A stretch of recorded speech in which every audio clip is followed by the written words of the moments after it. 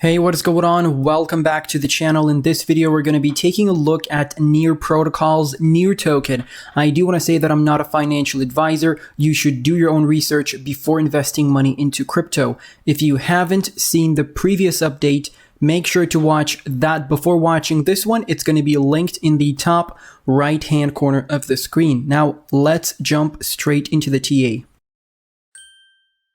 Taking a look at the daily chart, if I zoom out, we obviously have our long-term Fibonacci retracement here from the swing low that we printed back in January to the swing high that we printed back in January last year. We have our 1.414 target at $62 and $42 is the minimum target at the 1.272 fib level. Now the 1.618 is going to be our technical target at $110, but in my opinion, that is just a little bit far-fetched. So I would do a 3x from the previous all-time high, which is around about $60. And I think that is going to be doable. So I think doing $42 and $62 is very doable in the next bull market.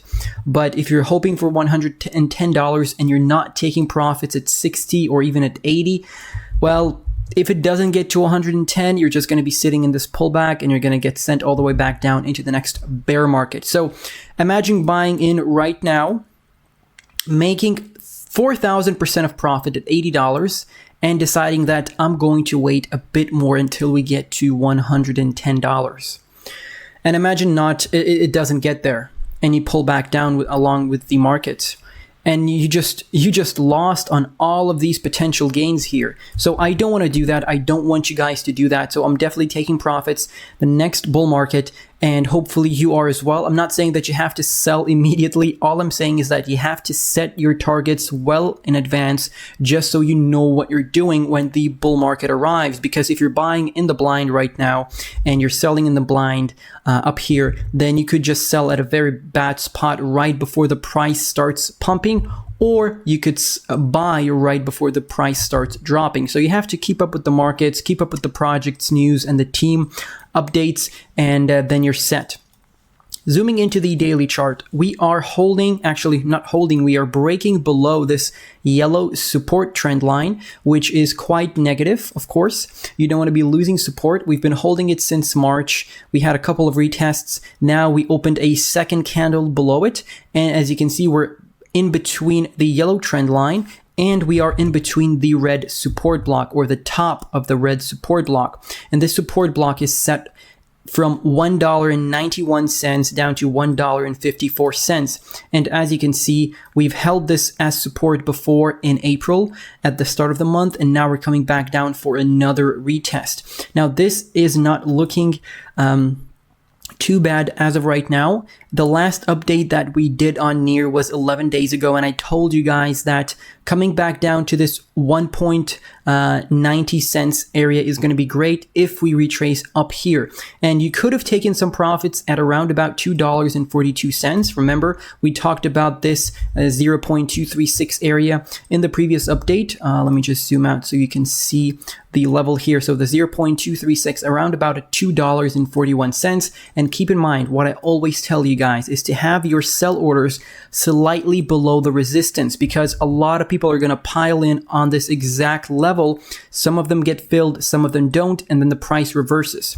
So you don't want to be one of the people that don't get filled. So just to remove that additional risk, just have the sell order slightly below. Just have it at $2.38. Even 37, it doesn't matter. But try to avoid round numbers and try to avoid exact resistance or support level. So if you sold here, let's say at 239 and 2, you would have gotten filled, and right now you're already down about 20% from that point, so you can buy back in lower.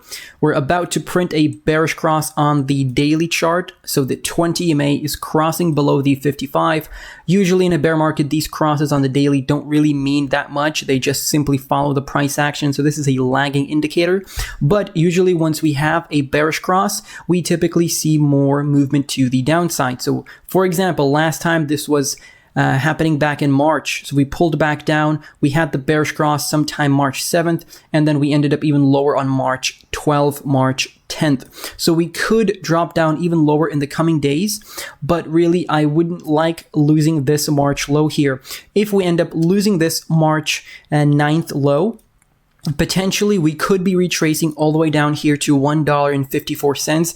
If that happens, that still is going to be bullish because in the grand scheme of things, we're still printing a higher low, but this would be an amazing buying opportunity. If we manage to come back down here, this is going to be such a good buying opportunity. I'm definitely going to be buying more near in the future if that happens. So I do have a near bag myself, just to be fully transparent, and I am going to be throwing all of my crypto on my ledger once it arrives in a few days, and I'll probably do a video about it. We'll see, but let me know how many of you guys use the ledger.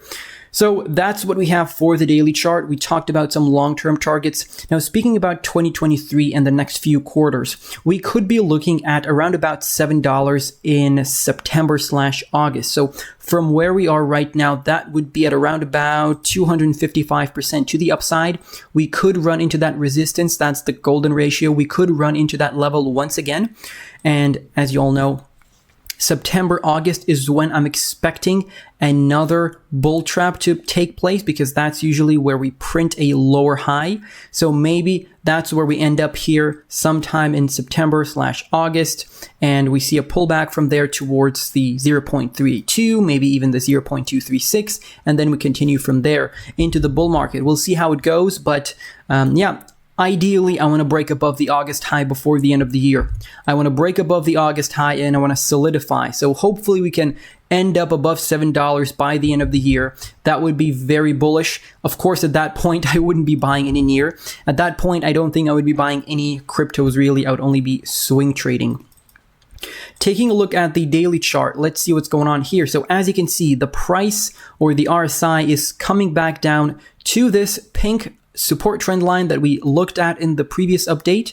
So April 11th was all the way up here, and I told you that this trend line over here would be a good buying opportunity. So if you're looking to buy in right now, I would definitely be eyeballing some levels, because anything below $2 is very cheap for the NEAR project, for the NEAR token. Also, you do have a support block below as well. If I zoom out, this small little purple, so let me just change the color so that you can see it slightly better. Let's do blue, and I'll make it more easier to see. So we'll do that, and then we'll do that. There we go. So this blue support block is a very good indicator to tell you when it's a good area or a good time to be dollar cost averaging, because every single time we were in this blue support block or even slightly below that, we saw a move to the overbought. So look at this over here, a move towards the overbought. Look at this over here, a move towards the overbought. Look at this over here, a move towards the overbought. And the same thing could happen over here, but as you can see, we're pulling back down, but that doesn't mean that we can't continue retracing to the upside and get to the overbought by summertime. So we'll see how that plays out, but if we end up coming back down to the blue block one more time, just know that that's a good area to dollar cost average. Now let's jump into the weekly chart. Taking a look at the weekly chart here, as you can see, we are pulling back down towards this red support block here. So anywhere between $1.92 down to $1.52 is a great buying opportunity. As you can see, we printed this low in July of 2021, and the candles closed just slightly above that. And we have a candle closure here in April 2023 as well, and some candle closures in November 2022. So this support block is a very important area for us to hold. We did have a little fake out here in January, but then we pumped up back to the 20 EMA. We got rejected from the 20 EMA on the weekly. So generally speaking, once you're below the 20 EMA, you still have a lot of time to be dollar cost averaging, unless we absolutely pump, of course, and we get overextended and the RSI goes to overbought on the weekly. Then of course at that point, yeah, that's where you typically take profits, short term just to swing trade. But of course, long term, we're looking to take profits closer to the peak of the bull market, but don't expect to catch the peak. You're not going to do that. Let's switch over to the 3-day chart just real quick to take a look at the RSI here. So taking a look at the 3-day chart, as you can see, we do have a resistance block that we just broke above over here. And potentially we could be coming back down to test that as support. Let me change the color. And this would be a good area to dollar cost average at. For example, we broke above here, as you can see, and now we're retracing back down to that support block, and we're going to have a bounce from there and a move to the upside. That's just something to keep an eye on.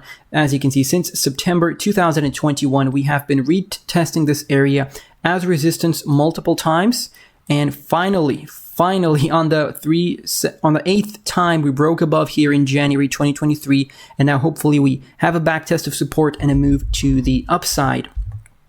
So that pretty much covers it for Near Protocol. I'm planning to start looking at the Bollinger Bands in my video. So hopefully that's because I tried to keep it as simple as possible so that everyone understands it. Even the newcomers understand TA pretty easily if you deliver it in an easy to digest way, or an easily digestible way. And yeah, we'll try using the Bollinger Bands. I don't think they're going to be that hard to understand, so we'll see how it goes. Let me know what other indicators would you like me to use in my videos, and let me know if I missed out anything important on the charts. So far, near good to dollar cost average in all the way up until $1.56. Thank you all for watching the video, and I'm gonna see you in the next one. Peace out.